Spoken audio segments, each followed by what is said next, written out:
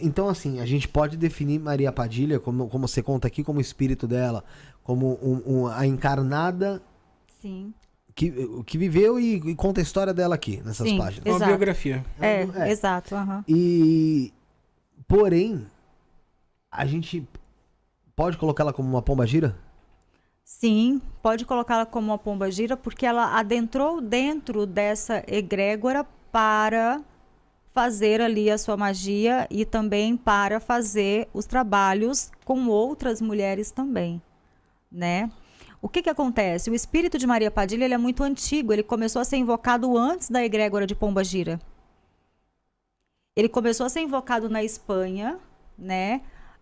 Por uma mulher que tinha o nome de Carmen, porque Maria Padilha, ela sempre foi vista como a amante do rei, aquela que sofreu por amor. Então, existe uma prece muito antiga de Maria Padilha que ela diz o seguinte: Maria Padilha, pela dor que sofrestes, pela dor do amor não correspondido, não deixe que meu coração sofra como o vosso. Então, essas foram as primeiras preces feitas a Maria Padilha na Espanha. E nessa época não tinha pombagira. Eram espíritos. Então, Maria Padilha nunca andou sozinha quando esteve em terra. Ela andava muito com ciganas, andava muito com mouras, né, com as mouriscas.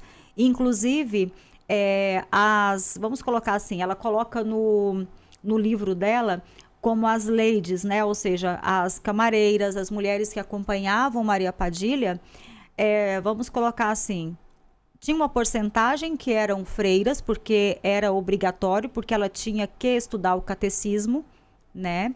E a outra parte era ligada à magia moura. Existe uma diferença muito grande da magia moura e da magia europeia, porém existe uma hora que as duas se cruzam. A magia europeia, ela é uma magia mais nova, apesar das pessoas falarem, não, a magia europeia já existe há muitos anos, inclusive antes de Cristo, mas ela se popularizou mais ali depois com a Wicca, com os estudos mais voltados para os druidas, enfim. Ela pegou essa roupagem mais na época da bruxaria moderna, o que não aconteceu com a bruxaria moura. A bruxaria moura, ela morreu com a cultura moura.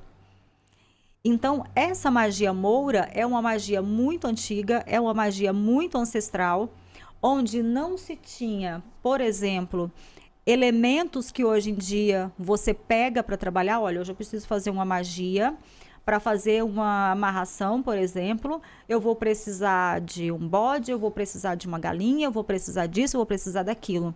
Naquela época, as amarrações elas eram feitas em pés de árvores, com flor de laranjeira, pelas mouras, com fumaças, com ervas, com rosas, com flores, com óleos, com ungüentos, na água.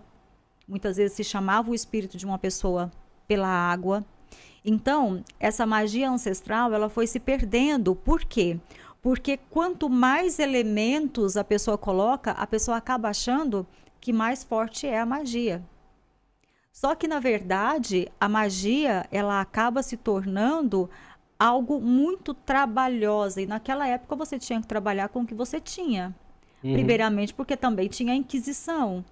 Então você tinha que trabalhar com coisas super minúsculas. sutil, velado mesmo, né? Exatamente. Daí surgiu a frase: nos pequenos potes existem os venenos mais letais. Porque até nos próprios anéis tinham-se venenos.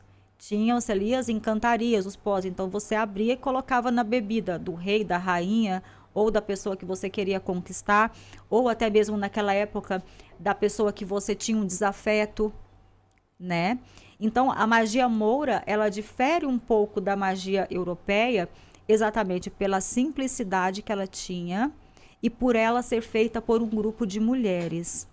Ela, claro, pode ser feita solitária, ela podia ser feita sozinha, mas na maioria das vezes, principalmente no livro de Maria Padilha que ela relata, sempre eram duas. Uma que coordenava e outra que ficava montando e recebendo ali a energia da magia. Então a magia moura ela era muito cantada, a magia moura ela era muito ritualística, usava-se muitas velas preparadas, cordas preparadas, linhas preparadas, costuras. Então era feito exatamente aquilo. Às vezes você viu uma mulher moura fazendo um tapete e na verdade ela não estava fazendo um tapete, ela estava fazendo uma magia. Ela estava conjurando alguma coisa. Ela estava conjurando aquele tapete tinha um endereço e aquele tapete ia para aquele endereço. Aquela que roupa... o negócio ia acontecer. Exatamente. Aquela roupa tinha um nó, aquela roupa tinha um ponto, aquela roupa tinha uma energia que ia para aquela pessoa e aquela pessoa poderia ser muito feliz ou a vida dela poderia ser totalmente negativada, arruinada.